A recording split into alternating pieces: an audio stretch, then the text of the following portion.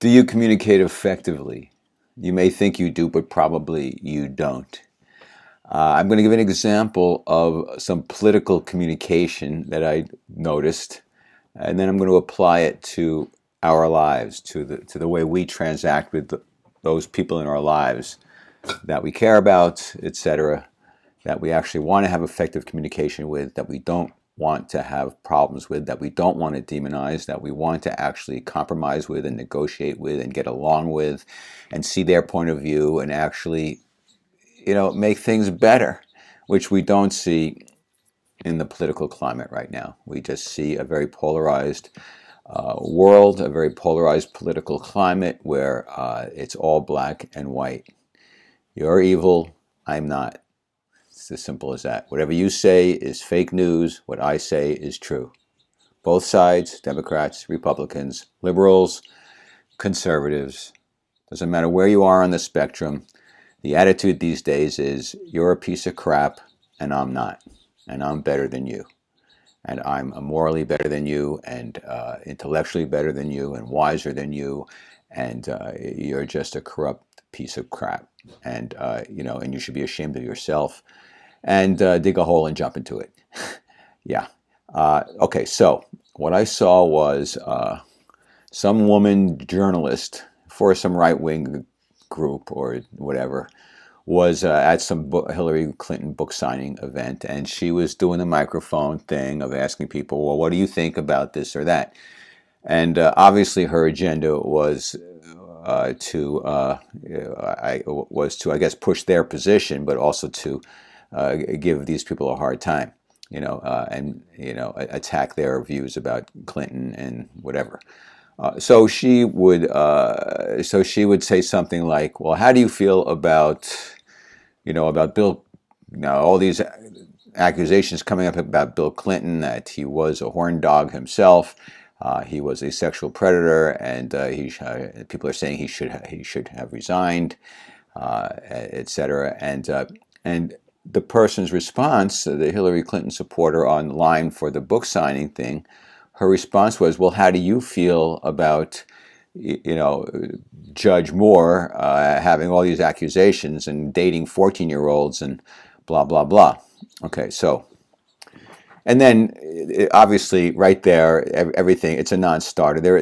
Obviously, the event was not designed to be a meeting of the minds. It was designed to attack each other, which is sad in the first place. But for the sake of the argument, what the Hillary Clinton supporter might have done, which I think I would like to see people do in the political arena, is I would have preferred her to say something to the effect of, well, no, I don't think he should, whatever her belief is, no, I don't think he should have resigned, or, but I think what he did was not right. If it's true that he did this and this and this to these women, that's terrible. But I think he should have resigned, or I don't think he should have resigned, because he, despite that aspect of him, he did great. He was doing great things for our country. So it could have been something to that effect. What she said was, so obviously what she said was just attacked back. So I think the moral and ethical and intelligent and rational high ground is to answer the question. Don't deflect and pivot and come back with an attack on the other person. Don't change the subject. Address the subject and then zing, boom, give it back to them in spades, if you will. But address the question. No, I know he shouldn't have resigned. Yes, he should have resigned. But guess what? Whether he should or shouldn't, we got a real problem with this guy Moore, or we got a real problem with Al Franken, or we got a real problem with Donald Trump, or we've got a real problem with Harvey Weinstein. Whatever it might be, but they attack and then you attack and no one addresses the questions.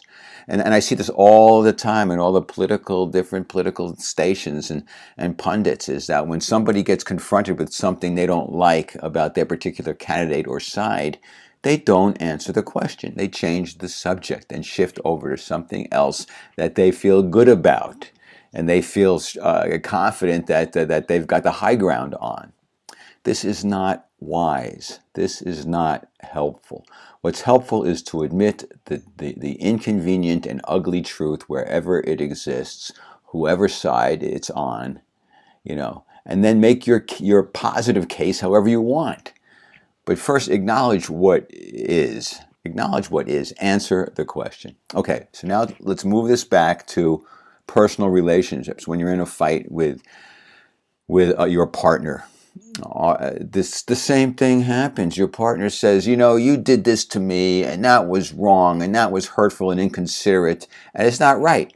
And then the other partner goes, you did this to me 2 years ago. Or, well, what about the fact that the other day you were really mean to me when you did that?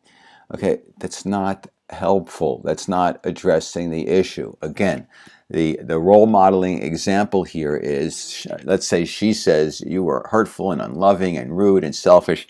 His response should be either I disagree with you and here's why. I love you and care about you, but I disagree with you and here's why. Or it would be, okay, you're right. I was wrong to behave that way. It was unloving and kind. I'm sorry. It was not my intention to hurt your feelings. I've been stressed out. That's not an excuse, but it's just what is. But I'm sorry about that. However, I would care to remind you that 2 days ago, you did the same thing to me. Or last week, you were really hurtful and unloving to me. And I wish you would look at that too, please, because yes, I've got to clean up my behavior, but you need to clean up your behavior too. So you see, the point is not to pivot away from an uncomfortable accusation, but to address it honestly and sincerely. And then if you feel there's a counterpoint, and then if you feel that there's a need to say, hey, yes, but you did this too, or hey, yes, but you've got to get your own house in order, that's fine. I think that's reasonable and healthy. But first, answer the question. Take responsibility for what you've done. Answer the question. Answer the charge. Don't pivot. Don't deflect. Don't deny. Don't change the subject. Don't rationalize. Get real. And guess what? Your relationship will get better. That's the thing. I see a skewed population, I admit, as a psychiatrist. I see people in relationships that they're unhappy in their relationships. But I also see people in the real world who have been married a long time and are ostensibly happy. And I can see as a psychiatrist, I pick up everything. I pick up the body language. I pick up the innuendos. I pick up what's the subtext. And I see there's so many people with resentments and bitterness and hostility towards their loved ones while they're having a happy face and pass the shrimp. It's not good. It's not good. All this hostility and negativity and resentment and bitterness. What you need to do in your relationship for effective communication is first try to clear the debris of the past. Ask your partner, do you have resentments about stuff I've done in the past? Are you still carrying anger and resentments towards me? And if you are, please be honest and tell me what they are, and let's try to see if there's a way to put closure on them finally and put them to bed and be done with them. Or if there's no way to put closure on it, then the discussion would be, are you always going to harbor this resentment and bitterness? Is that going to be the rest of our lives? Or isn't there any way you can possibly decide to let go of the past, let go of your resentment, let go of your judgment, the harsh judgment of me based upon what I did 12 years ago? If you want your relationships to really be happy, really be good, then really communicate and get down to the bottom of what's wrong with the relationship and find a way to make it right. Find a way to make it right. It's possible if two people have a willingness to come together with a loving desire, with an agenda to connect rather than disconnect, to make each other right rather than make each other wrong, to find a way to be happy regardless of who is right or wrong.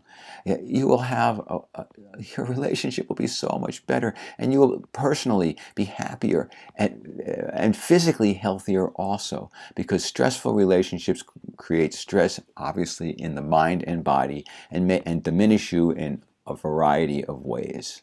So try to communicate effectively. Listen and respond fairly and honestly. And if you disagree, first take ownership for what you did and then say what you need to say.